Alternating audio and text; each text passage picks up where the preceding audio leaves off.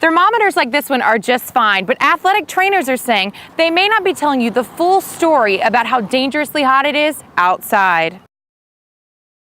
As the first ever African American to be appointed to the South Carolina Supreme Court, Ernest A. Finney Jr. has been and will continue to be an inspiration. From Columbia, Greer, Seay, Clemson News Now.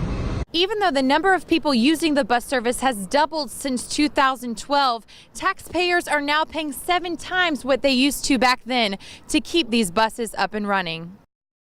I'm standing here in front of the Richland County Sheriff's Department, where earlier today, Sheriff Leon Lott told us that the murder of 64-year-old Lawrence Goggenbaugh was drug-related. Over the past 10 years, the popularity of CrossFit training has grown tremendously.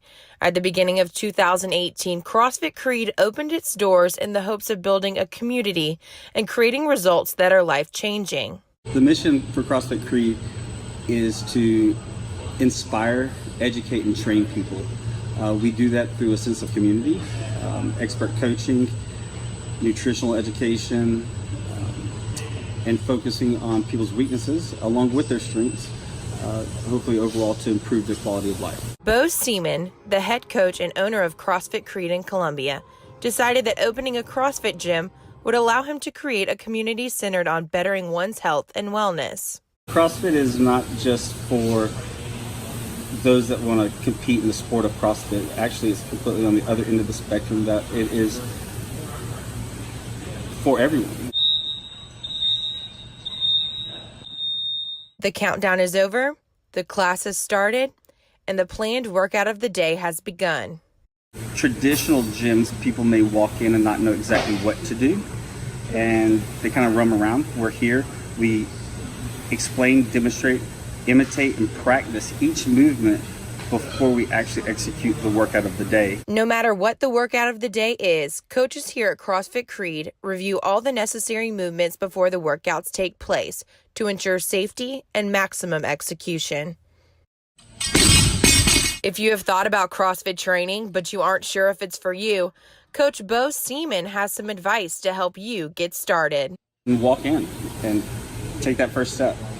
It's intimidating at first, but everyone had their first day. Another good piece of advice that Bo gave me was to make sure you research CrossFit coaches before joining. Not all coaches have the same qualifications, so it's important to do the research to find the best fit. From Columbia, Greer, Seay, Clemson News Now. After kayakers discovered this coal tar at the bottom of the Congaree in 2010, almost 8 years later, this black sludge is still here, and it's all over the place. Thursday morning, Bill Stengler combed the bank of the Congaree River. He wasn't looking for a fishing spot, a place to kayak, or even some peace of mind. He was looking for black sludge. Whew. Yeah, you get that smell from it, too. In just seconds, success. Weathered coal tar. Coal tar left here by an SCENG coal plant almost a century ago. Pollution discovered almost a decade ago by state regulators and rediscovered yesterday by Tuber's Michael Owens and his girlfriend. We noticed that we had this black sludge with the consistency of tar and also the smell of tar. Real gasoline smell all over our feet, our legs. Stengler, who's the Congaree River keeper, says SCENG promised to clean it up back in 2010, but still hasn't delivered. Now he's releasing documents that seem to show SCENG misled the public. One letter shows that SCENG was hoping to cap the tar with a fabric layer covered by rocks instead of scooping all the tar out, and said it can't scoop the stuff out because the Army Corps of Engineers said the project would be too risky. In another letter, the Army Corps called that a misstatement and inaccurate. Those were misleading statements, and the Army Corps of Engineers, who's in charge of issuing permits for things like dams in the water, never made those statements, never told them they couldn't get a permit. With that said, DHEC says it's time for SCENG to come up with a new plan to scoop the stuff out.